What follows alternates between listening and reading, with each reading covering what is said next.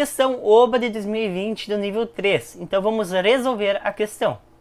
Então essa questão se trata de leis de Kepler. Então é um assunto da mecânica celeste. É uma questão muito divertida de se fazer, mas enfim, vamos resolver ela, portanto. Primeiro vamos fazer então uma breve leitura da questão. As 3 leis de Kepler descrevem os movimentos dos planetas, luas, cometas, satélites artificiais, etc. E para os planetas dizem o seguinte. Primeira lei. A órbita de cada planeta é uma elipse, estando o Sol num dos focos. Segunda lei. Uma linha reta entre o Sol e o planeta varia áreas iguais em intervalos de tempos iguais. Logo, a velocidade do planeta é variável, sendo máxima perto do Sol e mínima longe do Sol. Terceira lei. O quadrado do período dividido pelo cubo da distância média do planeta ao Sol é uma constante.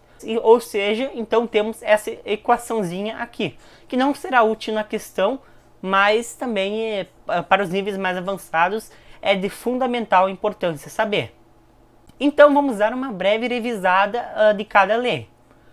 Então a primeira lei está descrita aqui, temos então os 2 focos, o Sol está ocupando, portanto, esse foco daqui. Então isso seria basicamente a representação da primeira lei. A segunda lei diz basicamente que quando o corpo está nesse ponto daqui da órbita, por exemplo, ele vai andar mais rápido de quando ele estiver nesse ponto daqui. Ou seja, então se a gente parar para pensar se ele vai andar mais rápido, então ele vai andar mais ou menos isso daqui, quando ele estiver nesse período aqui, e quando ele estiver aqui, o corpo vai variar então uma área de aproximadamente isso aqui. Claro que eu fiz uma representação de mais ou menos como isso ocorre, mas claro que não está exato. Mas se a gente fazer o cálculo, a gente vai ver que realmente então o planeta ele varia áreas iguais em intervalos de tempos iguais. Então se a gente fazia um cálculo mais completo, se a gente tinha acesso a mais dados, a gente poderia apontar e descobrir, portanto, que a área daqui vai ser igual, então vamos chamar de área linha, é igual à área daqui, que a gente vai chamar então de área linha. Seria basicamente isso. Eu fiz só uma representação, mas se a gente pôr isso em prática, por exemplo, na órbita do nosso planeta, a gente vai ver que isso realmente faz sentido. Mas então vamos resolver de fato a questão. A terceira lei não vai ser importante para a questão propriamente, então eu não vou falar muito sobre ela.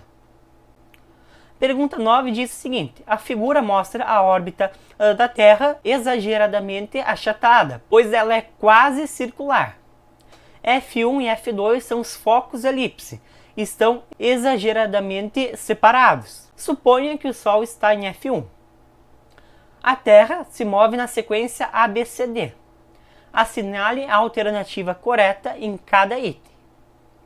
Então a letra A diz o seguinte: em qual dos pontos A ou B a velocidade da Terra é máxima? Bom, como eu tinha comentado antes, vai ser nesse ponto daqui, né? O ponto A, e no caso o ponto C vai ser mínima. Então que já é o assunto também da letra B. A letra B diz o seguinte: em quais pontos B ou C a velocidade da Terra é mínima?